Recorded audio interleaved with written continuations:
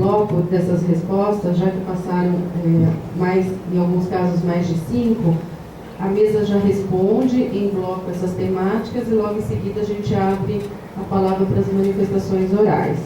Por gentileza, poderia começar pela coordenação?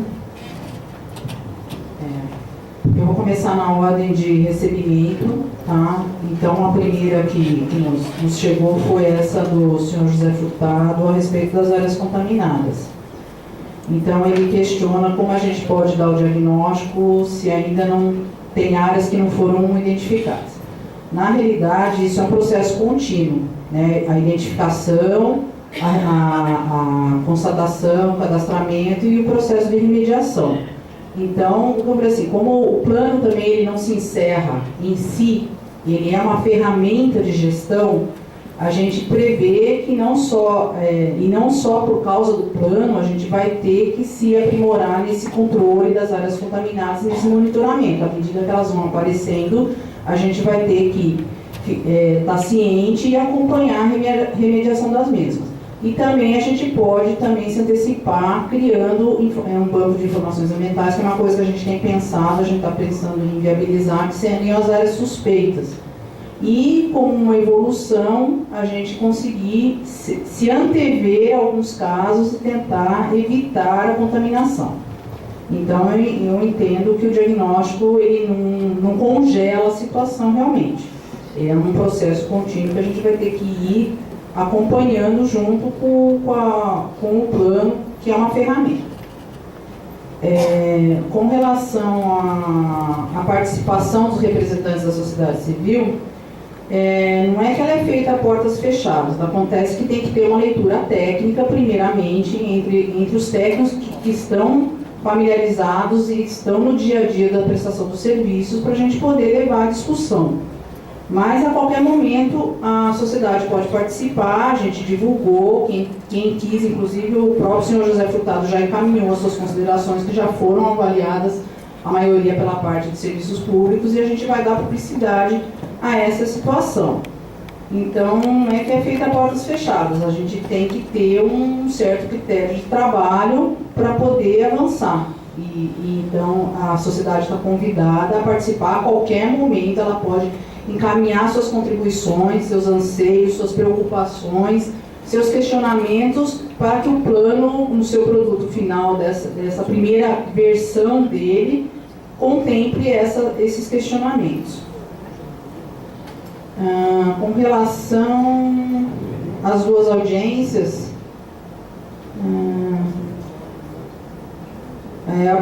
a primeira é um questionamento a respeito do processo, né? Que como vão ser duas audiências, se a gente vai fazer uma prévia no andamento. A gente gostaria, não tenho como afirmar que vai ser possível, se a gente conseguir concluir a tempo o prognóstico, a gente divulgar o quanto antes, para poder que a população tenha mais tempo de participar. Na primeira fase, a gente teve a oportunidade de se apresentar a convite da ARES, né? Para dar um posicionamento da situação do andamento dos trabalhos. Se for possível, se for de interesse de alguma entidade, de alguma associação, de algum conselho que a gente vá antes da audiência, a gente pode ir e levar a situação que existe até aquele presente momento, antes da audiência. Não é a única forma da gente poder conversar com a comunidade. E a respeito do desmatamento da APA, que a gente está equalizando com a região sudoeste, eu vou me pronunciar a respeito daquilo que eu falei da desigualdade. E eu não acredito que a gente está buscando se equalizar. Na realidade, a gente está buscando diminuir a diferença e trazer qualidade de vida a todo mundo. Então, na realidade, a gente vai ter que resgatar a área que não está tão bem qualificada, tão bem reflorestada, e não nivelar por baixo. É o contrário. A gente espera que o plano seja mais uma ferramenta para a gente diminuir essas desigualdades, não só da questão da qualidade ambiental, como também dos serviços prestados pela população. E tem que foi do promotor Rodrigo, que está em duas partes. Eu vou responder a parte que consta da parte de coordenação. As revisões inferiores a 4 anos seria mais adequada? Eu estava até conversando aqui, que era uma coisa que eu já tinha pensado, e a gente acha que é viável, que é possível, que na hora que a gente terminar o prognóstico e as áreas definirem, por exemplo, indicadores de acompanhamento que vão ser acompanhados pelo Conselho, alguns deles possam ser indicadores de alarme. Se por acaso algum deles ultrapassar algum certo limite, por exemplo, seria possível startar uma revisão antecipada. Então a gente acredita que isso possa ser verificado e trabalhado para assim, o que vier primeiro, se algum indicador, que eu espero que não aconteça, ultrapassar algum limite de controle, a gente tenha que antecipar uma revisão ou os 4 anos, que é o tempo máximo previsto por lei, não pode ultrapassar os 4 anos. Então, não sei se eu respondi todas as questões a contento e esqueci, né? Posso falar, André? Que todas essas questões e as que chegarem a gente decorrente da audiência, a gente vai divulgar como a gente internalizou essas perguntas no plano e vamos publicar todas essas respostas também. Então, o que eu falei aqui, a gente vai talvez explicar de uma forma mais detalhada e publicar isso também. Tá? Então, é isso. Antes de passar a palavra para a Sanasa, eu gostaria de fazer um acréscimo de pergunta do senhor Alexandre Assecon. Por que não se fala como meta proposição da ampliação da coleta seletiva para os próximos 20 anos através das cooperativas, onde entra a coleta seletiva, com a participação das cooperativas, já que nos mais de 20 anos de taxa de lixo, nenhum recurso dessa taxa foi destinado às cooperativas existentes, que destinam mais de 400 toneladas mês de resíduo urbano. E agora eu vou pedir uma gentileza, como a quantidade de perguntas da SANAS, principalmente de serviços públicos, é grande, fazer só referência breve à pergunta e a resposta para o nosso relator poder descrever adequadamente. Tá bom. A primeira pergunta eu vou pedir para o Juliano Marco responder. É sobre o Torga, como está sendo encaminhado o assunto de renovação do Torga do abastecimento do sistema Cantarina. A pergunta é do Hugo Teles, combina. Bom, estamos trabalhando com afinco na renovação da outorga. Desde o ano passado foram feitos alguns shows, ou seja, discussões públicas para ver como é que é o andamento da renovação da outorga do sistema Cantareira. E numa dessas, num seminário em Águas de São Pedro, o governador Geraldo Alckmin, ele fez um anúncio importante e que a gente está tentando incluir isso na discussão. Ou seja, ele anunciou a destinação de orçamentária para a construção de 2 reservatórios importantíssimos para a nossa bacia. Um é o reservatório de Duas Pontes, do Camanducaia, e o outro de reservatório de Pedreira, que é do Rio Jaguari. E esse é o que mais interessa para a nossa região, que é Campinas. E além disso, no dia 26 de dezembro do ano passado, saibam vocês, eu estive lá, todo mundo descansando, eu estive lá em São Paulo, na reunião com o secretário de Recursos Hídricos, Edson Giripone, para discutir o Cantareira. Hoje, foram feitas várias reuniões, hoje mesmo de manhã estive lá também, e essa reunião foi maior um pouco, onde eu estive lá, porque além de diretor técnico da Sanada, eu sou o vice-presidente do Comitê de Bacias do PCJ.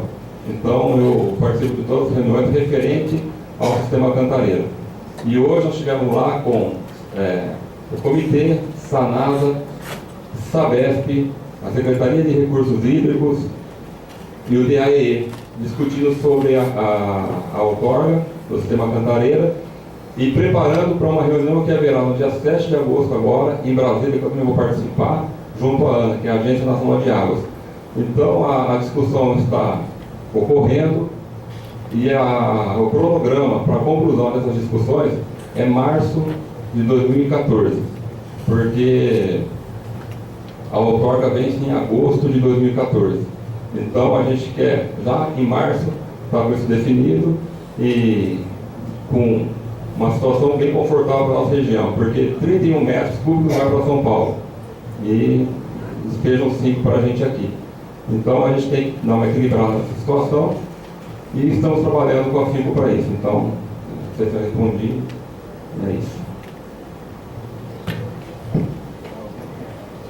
Sobre como fica o controle de poluição difusa das águas pluviais. Bem, a água pluvial não é da Sanasa, mas eu vou dizer como a Sanasa contribui com isso. A Sanasa faz inspeção em residências de modo a não deixar residências, todo tipo de empreendimento, a modo de não deixar que esgoto seja lançado em água pluvial.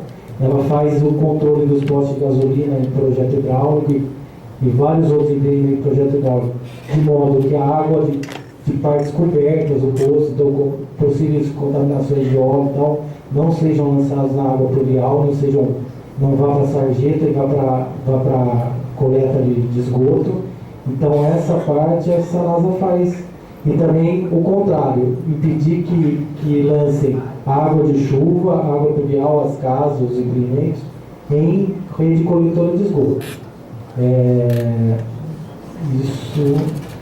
E acho que aí o controle de parte de rua e tal, acho que seria.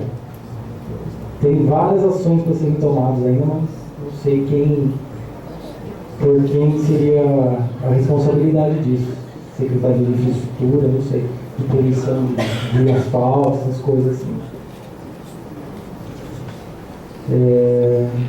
Eu vou responder a outra que eu também acho que eu sei responder, que é do Bananal e do Monte Belo, foi a pergunta do Ani Fernandes. Na verdade, a gente planeja 2 estações, que seriam estações menores, nesses pontos.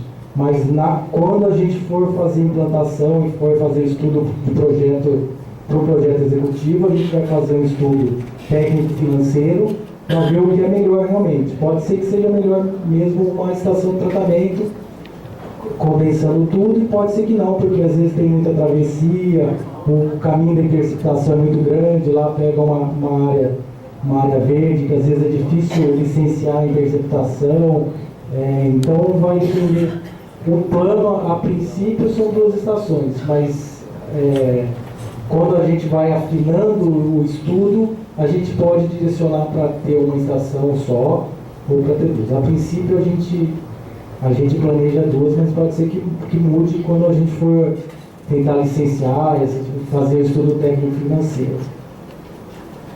A outra pergunta, eu não sei, acho que é o Marco que pode responder, sobre a tese de doutorado defendida no Instituto de Química da Unicamp, que aponta a presença de hormônios femininos e outras substâncias em diversos pontos de água do município. E qual a eficiência do sistema de tratamento também e como ele é controlado.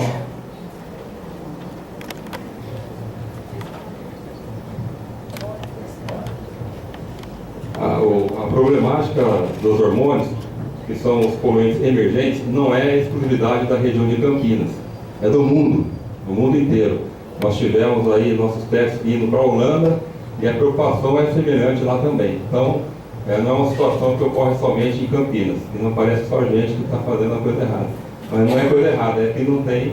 Só que, o importante é frisar que a Sanasa, ela é preocupada com a situação, e nós temos uma parceria com o Unicamp também, onde nós estamos com um laboratório piloto dentro da Sanasa para desinfecção por ozônio. Então, isso é pioneiríssimo no Brasil, ninguém no Brasil faz isso. Sanasa já está pensando e no nosso prognóstico, na nossa busca de verbas, já estamos incluindo verba para, pelo menos na etapa 3 e 4, instalar a desinfecção por ozônio. Isso é pioneiríssimo, não existe no Brasil. Então a Sanasa está preocupada, estamos atrás dos resultados, obtendo esses resultados junto com o Unicamp, e a partir desse resultado, em sendo favorável, em sendo positivo, a Sanasa vai ser pioneira e vai implantar, como foi pioneira na EPAR, será pioneira também na implantação da desinfecção por ozônio no Brasil.